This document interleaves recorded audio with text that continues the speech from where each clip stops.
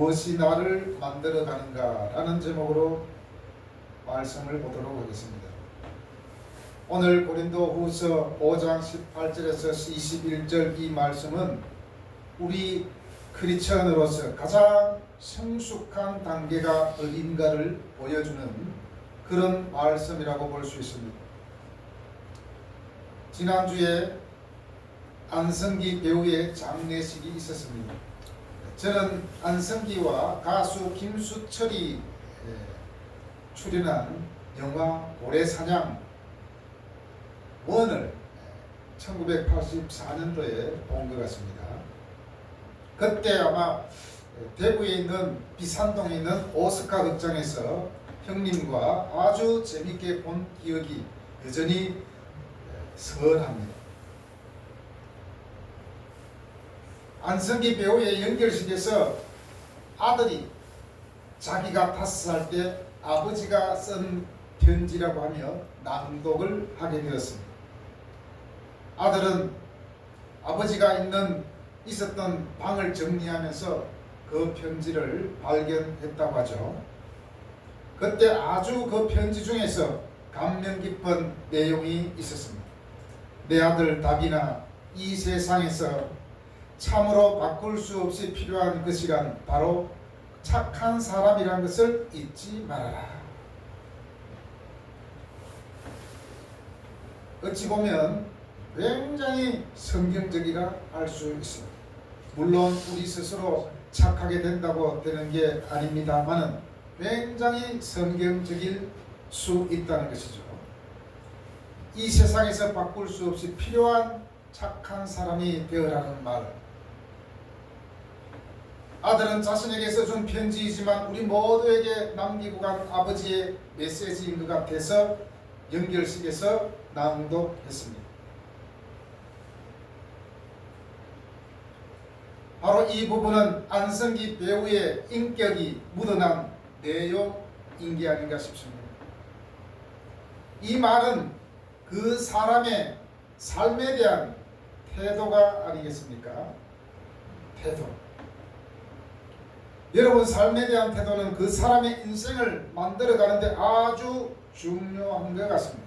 어떤 우리가 내 인생에 대한 태도를 가지느냐에 따라서 그 삶이 많이 바뀌기도 하고 또 좋게 가기도 합니다. 그렇다면 우리 크리스찬의 삶의 태도는 어디에서 나오겠습니까? 우리 크리스찬의 삶의 태도는 바로 하나님의 말씀과 믿음에서 나온다는 것입니다. 나의 신념이나 나의 인생관, 나의 세계관에서 나오는 것이 아니라 바로 하나님의 말씀과 그 믿음에서 나온다는 것입니다. 내가 착하게 살아가야지 그렇게 다짐한다고 되는 것이 아닙니다. 바로 하나님께서 말씀하신 그 말씀에 순종할 때에 진정으로 가능한 것이라 믿습니다. 근래에 몇 주 동안 우리의 정체성에 대해서 계속해서 살펴보았습니다. 바로 이 정체성이 우리를 만들어 간다는 것입니다. 나의 정체, 여러분의 정체는 무엇입니까? 예수님께서 말씀하셨습니다. 너희는 세상의 소금과 빛이라. 너희는 세상의 소금과 빛이라. 이것이 바로 우리의 정체성이라고 예수님께서는 말씀하셨습니다. 소금은 부패를 방지하고 빛은 어둠을 몰아냅니다. 그런데 부정부패가 있고 불법이 판치는 곳에 교회에 다니는 사람이 관련될 때가 많이 있습니다. 이런 사람은 믿음이 없든지 하나님의 말씀에 순종하지 않든지 자신의 정체성을 잃어버렸기 때문이든지 세 개 중에 하나일 수 있습니다. 우리의 정체성이 흔들릴 때, 또 우리의 정체성이 아예 없을 때 그냥 막가빠식으로 살아가는 거예요. 돈만 벌면 된다. 나만 부자만 되면 된다. 불법만 아니면 된다. 라고 하면서 모험한 방법을 동원하여 돈을 끌어들이는 사람들이 이 세상에 많이 있습니다. 특별히 크리스찬 중에도 많이 있습니다. 그러다가 기업이 쫄딱 망한 기업도 있죠. 오늘 말씀에서 가장 중요한 키워드가 있는데 그 키워드가 무엇일까요? 바로 화목입니다. 화목. 18절에 보니까 우리를 자기와 화목하게 하시고 또 우리에게 화목하게 하는 직분을 주셨다라고 바울은 말하고 있습니다. 화목. 가와 만사성이 있잖아요. 가정이 잘 되면 모든 것이 잘 된다. 가정이 화목하면 모든 것이 잘 된다는 것입니다. 교회도 마찬가지입니다. 교회도 화목해야 됩니다. 나라도 마찬가지입니다. 나라도 화목해야 됩니다. 나라와 나라 사이에도 평화, 이 화목이 중요합니다. 화목이 깨어졌을 때 그 나라는 어떻게 될지 모르죠.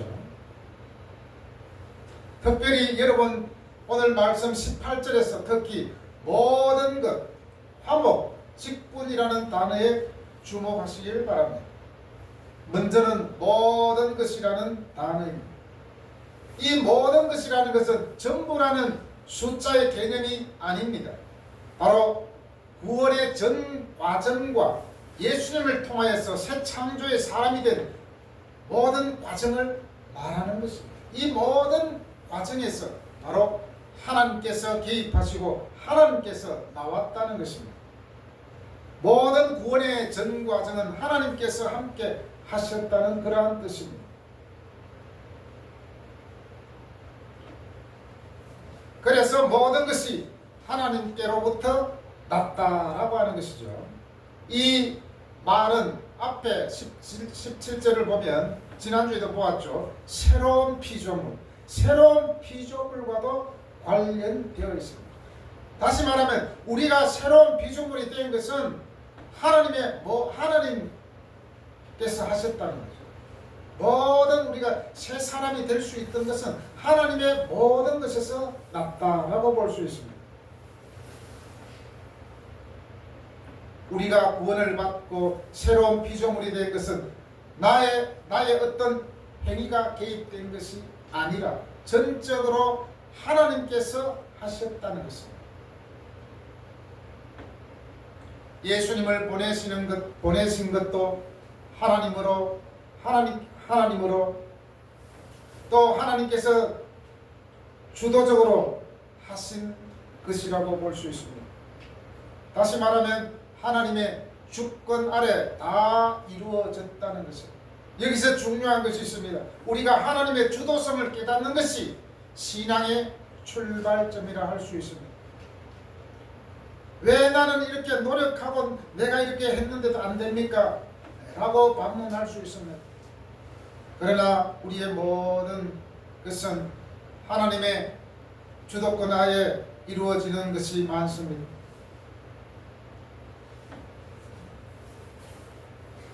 그 다음에 화목에 대해서 살펴보도록 하겠습니다.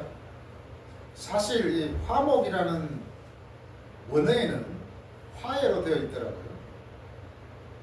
그래서 살펴보니까 화목과 화해는 조금 의미가 조금 다르죠. 비슷한 것 같지만 달라요. 화목은 그냥 우리끼리 그냥 이렇게 화목하게 사는 것. 화해라 그러면은 원래는 안 좋았는데 서로 화해하고 잘 지내고 있다는 뜻 아닙니까? 화해했다. 두 사람이 싸웠을 때 야 오늘 우리 화해하자. 서로 잘못을 인정하고 서로 용서해주고 받아들이고 그래서 원래 상태로 돌아가는 원래 화목한 상태로 돌아가는 것 그것이 화해가 아닙니까? 그래서 조금 차이가 있는 것 같습니다. 우리는 원래 하나님께로 나아갈 수 없는 그런 존재였습니다. 왜냐하면 하나님과 우리 사이에 죄라는 거대한 장벽 때문입니다. 그래서 하나님께서는 최후의 처방전을 내어놓게 되었습니다. 바로 그 처방전은 바로 예수님이라는 것입니다. 예수님입니다. 자, 만약에 어떤 사람이 층간소음으로 인해서 갈등이 엄청 심해졌습니다. 자칫하면 쫓아가서 죽일 수도 있어요. 아니면 올라온 사람, 따지러 온 사람 또 죽일 수도 있어요. 얼마나 이게 사실은 스트레스가 되는지 모릅니다. 하루 이틀도 아니고. 그렇다고 다 가서 다 가서 멱살 잡고 싸울 수는 없지 않겠습니까? 이럴 때 어떻게 해야 되죠?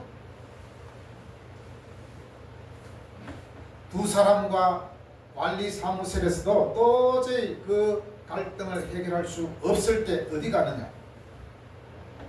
법원 가기 전에 가는 데가 있습니다. 층간소음 갈등을 해결해주는 국가기관인 분쟁위원회, 환경분쟁조정위원회, 여기에 신청을 합니다. 신청을 하죠.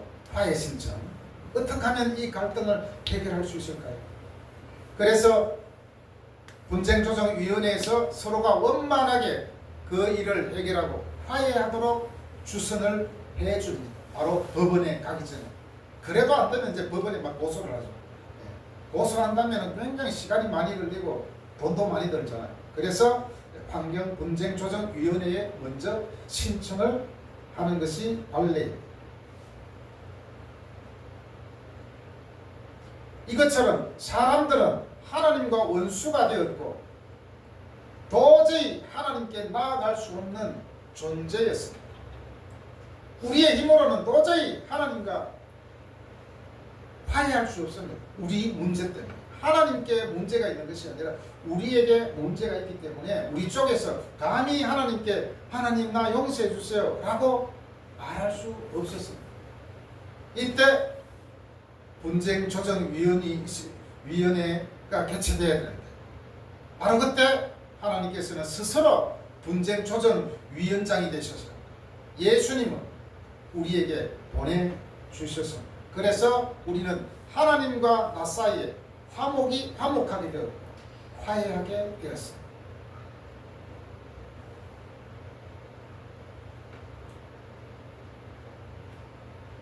하나님과 우리 사이에 가까이 갈 수 없는 엄청난 담이 있었는데 바로 그것은 죄입니다. 죄가 하나님과 우리 사이에 가로막고 있기 때문에 도저히 하나님께 나아갈 수 없는 그런 상태에 놓여 있었죠. 이 예가 좋은 예가 될는지는 모르겠지만 만약에 이쪽에는 작은 호수가 있습니다. 이쪽에는 엄청 큰 바다가 있습니다. 호수와 바다 사이에는 큰 둑이 놓여 있습니다. 그런데 이 호수는 시커먼 뻘만 있고 도저히 사용할 수 없는 그런 물이었습니다. 자, 이 호수를 깨끗하게 하려면 어떻게 됩니까? 둑을 터뜨려서 바다하고 연결을 해야 됩니다. 그래야만 이 호수가 깨끗하게 정화가 될 수 있겠죠. 그런데 호수 스스로는 도저히 이 둑을 넘어설 수가 없어요. 이 둑을 없애버려야 돼요. 바로 이 둑은 죄라는 것이죠. 자, 이 둑을 없애버렸을 때 어떻게 됩니까? 호수의 물은 자연스럽게 바다로 합류하게 되고 섞이게 되어서 깨끗하게 정화되게 되겠죠.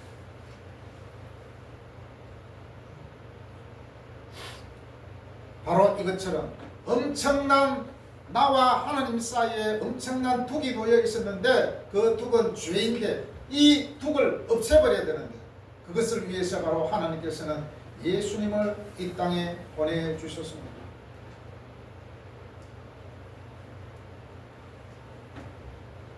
그래서 예수님을 통하여서 이 엄청난 죄의 담을 허물어 버렸습니다. 단번에 허물어 버렸습니다. 그래서 우리는 의인이 되었고 우리는 새로운 사람, 새 언약의 백성이 될 수 있었던 것입니다. 이 모든 과정을 바로 하나님께서 계획하시고 하나님께서 주도하셨다는 것입니다. 우리로서는 아무것도 할 수 없습니다.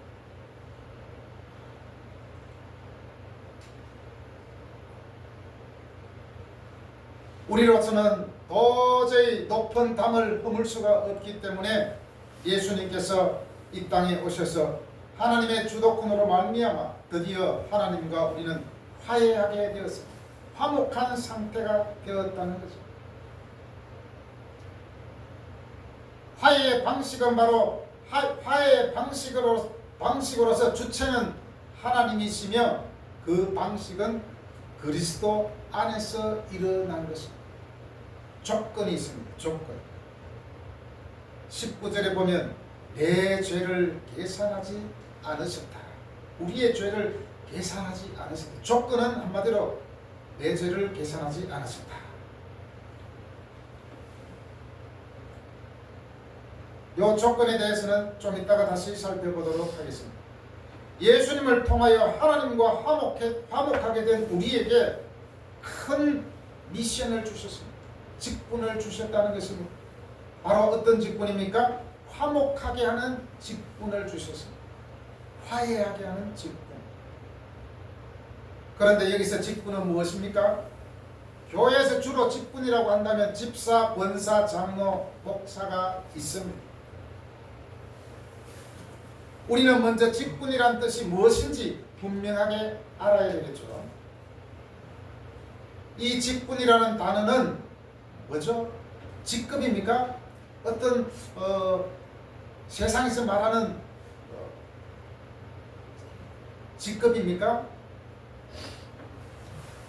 그게 아닙니다. 직분이라는 단어는 그리스어로 디아코니아라고 합니다. 디아코니아.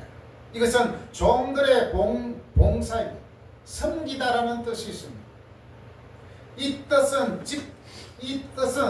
직분은 계급이 아니고 섬기고 봉사한다는 것입니다. 섬기고 봉사하는 것이 직분이. 내가 장로가 되고 내가 권사가 되고 내가 목사가 되는 것은 나의 그 권위를 내세우기 위해서 있는 것이 아니라 섬기기 위해서 있다는 거죠. 그냥 이거는 누군가가 막 시켜서 섬기는 것이 아니라 자발적인 태도로 행해지는 적극적인 봉사를 말하는 것입니다. 이것은 바로 어떻게 가능합니까? 믿음 안에서 가능한 것이죠. 예수 그리스도를 믿는 믿음 안에서 적극적인 섬김, 적극적인 봉사로 나타날 수 있는 것이죠.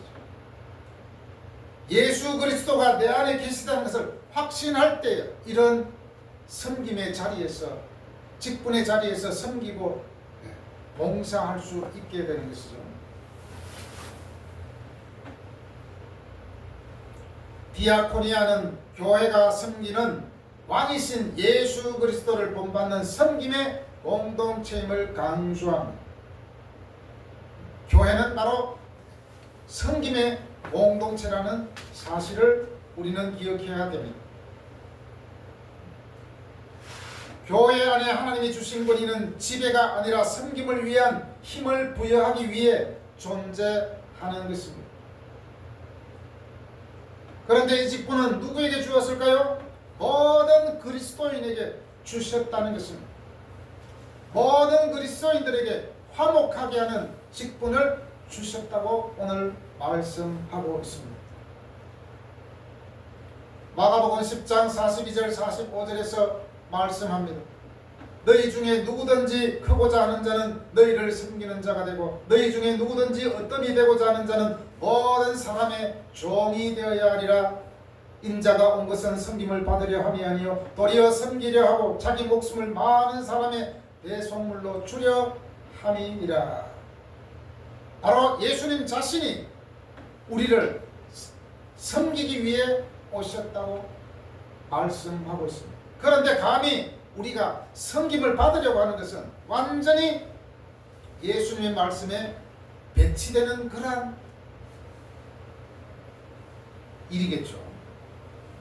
예수님도 섬기러 오셨다고 했는데 오히려 우리가 대접받고 섬김을 받으려고만 한다면 그 교회는 섬김의 공동체가 아니라는 것이죠. 직분은 봉사하다, 섬기다라는 뜻이 있다 했으면 두 번째로는 미션이라는 뜻이 있습니다. 미션이 뭐예요? 미션은 바로 사명입니다. 사명. 우리의 사명은 바로 곧 복음 전파와 관련이 있습니다. 선교와 관련이 있다는 거죠. 그렇습니다. 바로 우리 모두에게는 이 사명감이 삶의 태도를 바꾼다는 사실입니다. 사명감이 우리 삶의 태도를 바꾼다. 내가 착하게 살아야지 한다고 해서 착하게 되는 것이 아니라 예수 믿는 우리가 사명감을 깨달을 때 그 삶의 태도는 바뀌게 된다는 것이죠.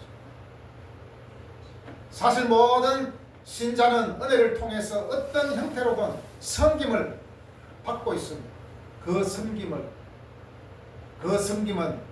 몸의 덕을 세우는데 사용하도록 부르심을 받았다는 것입니다. 우리 모든 예수 믿는 사람은 섬기기 위해서 부르심을 받았다는 것을 우리는 잘 깨닫고 인식해야 합니다. 그것이 우리의 사명인 줄로 믿습니다. 바울은 에베소서 4장 12절에서 또 우리에게 말하고 있습니다. 성도를 온전하게 하여 봉사의 일을 하게 하며 그리스도의 몸을 세우려 하시니라. 네, 우리의 우리가 섬기고 우리가 봉사하는 일은 그리스도의 몸을 세우게 하기 위해서 우리에게 주어졌다는 거죠. 나의 명예를 높이고 내 이름을 드러내고 나의 권위를 드러내려고 이 직분을 받은 것이 아니라 바로 예수 그리스도의 몸인 교회를 세우기 위해서. 이것을 잘 알아야 돼요.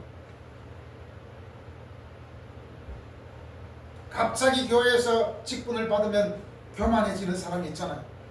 내가 장로인데 막 그러면서 갑자기 태도가 바뀌는 경우가 많이 있습니다. 평소에는 굉장히 겸손하다가 직분을 받으니까 오히려 교만해지는 그러한 경우가 있습니다.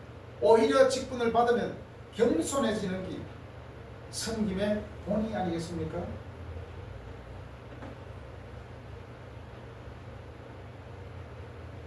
이제 앞에서 화해의 방식에서 조건에 대해서 자세하게 살펴보도록 하겠습니다.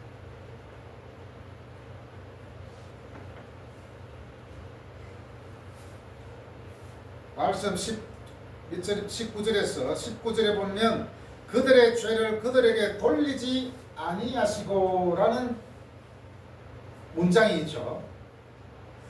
그들의 죄를 그들에게 돌리지 않으시고, 이 말의 뜻은 무엇입니까? 돌리지 않으셨다는 것은 우리의 죄에 대해서 한마디로 묻지도 따지지도 않으셨다는 것입니다. 그리고 돌리다라는 단어는 리스트를 만들다는 의미가 있는데, 한마디로 하나님이 자신과 화해의 조건에서 우리 죄의 리스트를 작성하지 않았다는 것입니다. 우리에게 묻지 않겠다는 것입니다. 보통 재판관이 재판을 할 때 죄의 리스트를 쭉 훑어보잖아요. 이런 죄가 있구나. 그러면 이 사람은 형량을 어떻게 해야 되겠다, 딱 판단이 나오잖아요. 그런데 하나님께서는 우리 죄의 목록을 쫙 살펴보지 않으시고 아예 리스트를 작성하지도 않으셨다는 것이죠. 그리고 이유를 세거나 따져보거나 판단하거나 계산하지 않는다는 것입니다. 그리고 고려하지 않는다는 것입니다.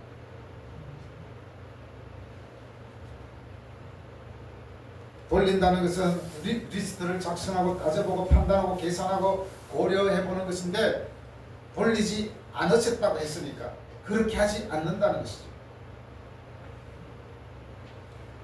하나님께서는 우리의 죄가 얼마나 있는지 계산하거나 고려하지 않으시고 무조건이라는 말이 맞겠습니다. 조건이 없다는 것이죠. 이미 우리는 예수님을 통하여 화해의 은혜를 받았습니다. 바로 우리의 미션, 사명은 화목하게 하는 말씀을 우리에게 부탁하셨다고 말씀합니다. 이미 우리는 예수 그리스도를 통하여서 하나님과 화해하는 은총을 입게 되었습니다.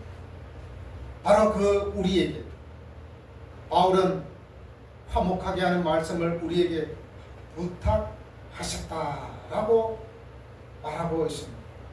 여기서 부탁하셨다 이 말도 우리가 살펴봐야 됩니다. 부탁하다는 이 말은 그리스어로 디테비라고 합니다. 디테비. 이 단어는 뜻이 뭐냐? 무엇을 두다, 놓다, 배치하다 그런 뜻이 있습니다. 어떤 것을 두고 놓고 배치하는 이유가 뭐죠? 목적이 있을 거 아닙니까? 이 꽃병은 이 방 어느 쪽에 배치를 해야 되겠구나. 이 침대는 어느 쪽 이쪽에 배치를 해야 되겠구나. 배치를 할 때는 다 목적이 있거든요. 배치한다는 것은 질서정연하게 한다는 것이 아니겠습니까?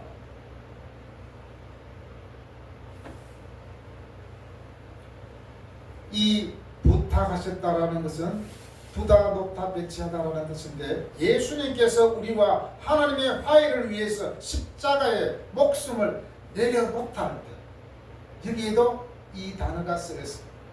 십자가에 목숨을 내려놓다.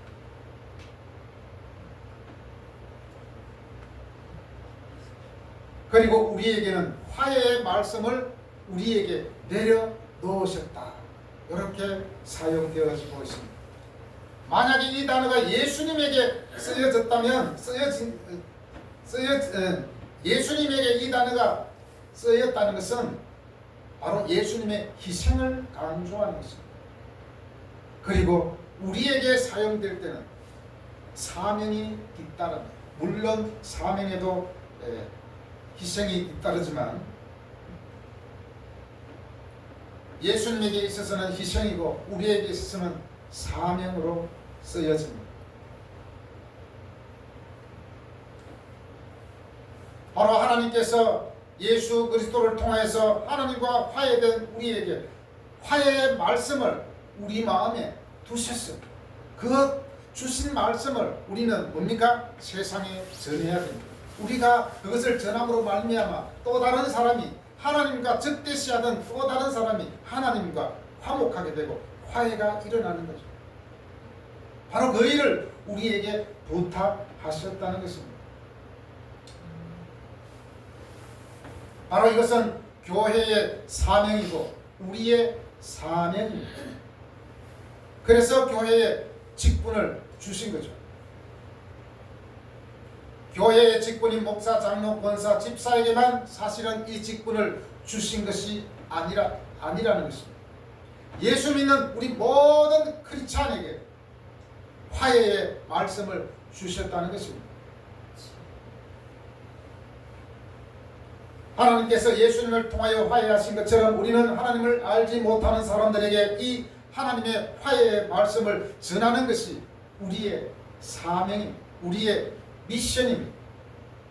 우리가 사업을 하든지 연기를 하든지 우리가 가진 직업을 통하여서 어떤 일을 하든지 사람들이 하나님께 화해하며 화목할 수 있도록 예수님을 전해야 하는 우리의 소임, 그것을 우리에게 주셨고 우리에게 그런 직분을 주셨다는 것입니다. 사람과 사람 사이에 우리가 화해를 시키고 조정을 해주고 이 일들이 얼마나 보람되고 좋습니까? 하물며 하나님과 사람을 화목하게 할 수 있도록 우리가 복음을 전할 수 있다는 게 얼마나 큰 복인지 모릅니다. 이것은 아무나 할 수 있는 것이 아닙니다. 예수 그리스도로 말미암아 구원받은 자만이 할 수 있는 것입니다. 사명감을 깨달은 자만이 할 수 있습니다.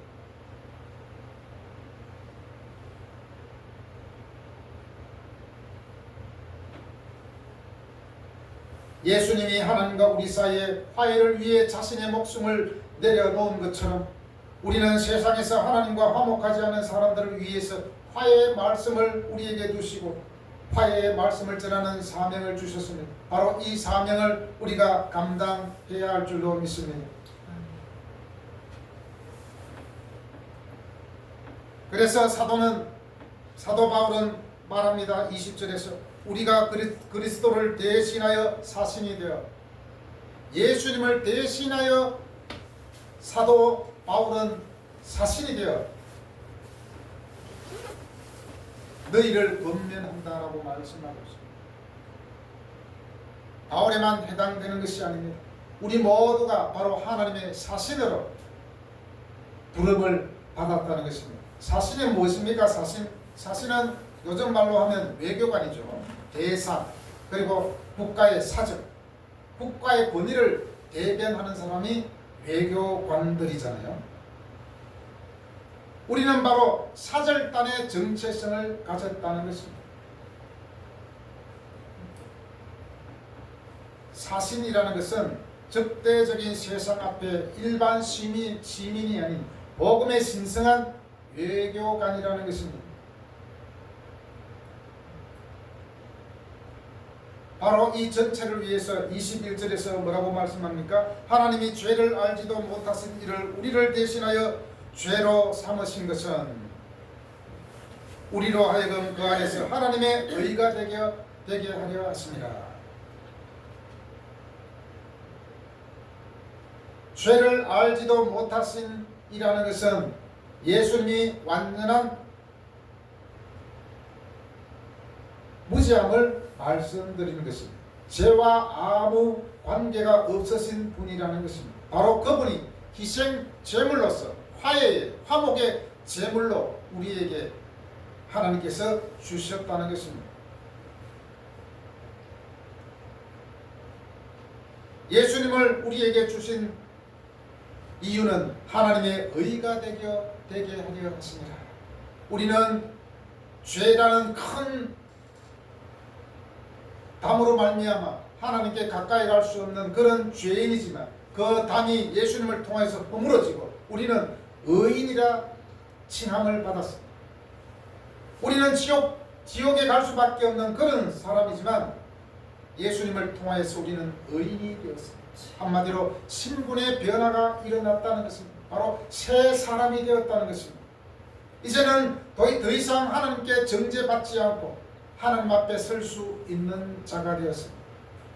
이것은 인간의 도덕적 성취가 결코 아닙니다. 바로 그리스도 안에서 주어진 의입니다. 복음은 우리에게 더 착해지라는 요구를 하는 것이 아니라 새로운 존재가 되었다고 선언하고 있습니다. 내가 착하게 되려고 노력하는 것이 아니라 이미 예수님을 통해서 너희는 이제 착한 사람이 되었다 선언을 하나님께서 해버렸기 때문에 우리가 착하게 살아가는 것은 바로 거듭난 자로서의 의무라 할 수 있습니다. 여러분, 영국의 격언 중에 이런 말이 있습니다. 하루만 행복하려면 이발소에 가라. 일주일만 행복하려면 결혼을 하라. 한 달만 행복하려면 말을 사라. 1년쯤 행복하려면 집을 사라. 그러나 평생 행복하려면 정직한 인간이 되라. 안성기가 아들에게 부탁한 것처럼 착한 인간이 되라 라고도 말할 수 있겠죠. 저는 여기서 하나 더 보태봅니다. 평생 행복하려면 사명감을 발견하라. 사명감을 가져라. 그리고 영원히 행복하려면 하나님과 화해하라. 하나님과 화목하지 않고 우리는 행복할 수가 없습니다. 하나님과 화목하지 않고 우리는 사명감을 깨달을 수가 없습니다. 우리가 행복하고 우리가 사명감을 가지기 위해서는 바로 하나님과 화해해야 된다는 것입니다. 그래서 20절 마지막에서 너희는 하나님과 화목하라. 여기서 너희는 하나님과 화목하라는 것은 끊임없이 하나님과 화목한 상태를 유지하라는 것입니다.